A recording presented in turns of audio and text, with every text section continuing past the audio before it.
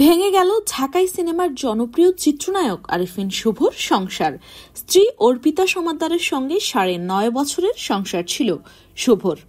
অর্পিতা সমাদ্দার কলকাতার মেয়ে। বুধবার রাতে এক বিবৃতিতে নিজের সংসার ভাঙার খবর জানিয়েছেন এই নায়ক নিজেই। গেল ২০ জুলাই তাদের বৈবাহিক সম্পর্কের বিচ্ছেদ হয়েছে বলে জানান অভিনেতা।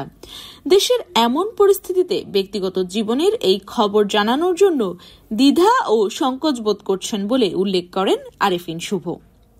বিবৃতির শুরুতে তিনি লেখেন, দেশের এমন পরিস্থিতিতে ব্যক্তিগত কোনো কিছু জানাতে যথেষ্ট দ্বিধা ও সংকোচ বোধ করছি। তারপরও মনে হলো আপনাদের বিষয়টা জানানোর সময় এসেছে। বিবৃতিতে এই নায়ক লেখেন, আমি অত্যন্ত দুঃখের সঙ্গে জানাচ্ছি যে আমি আর অর্পিতা আমরা হয়তো বন্ধু হিসেবেই ঠিক আছি, জীবনসঙ্গী হিসেবে নয়।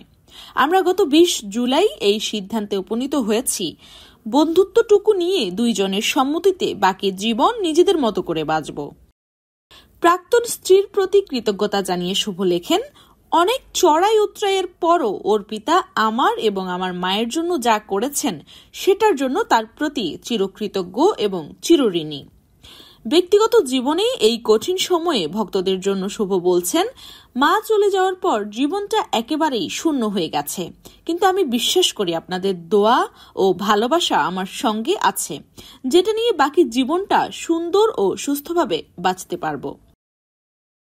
দেশের সাম্প্রতিক কোটা আন্দোলনের ঘটনা নিয়েও কথা বলেছেন এই ঢালিউড নায়ক।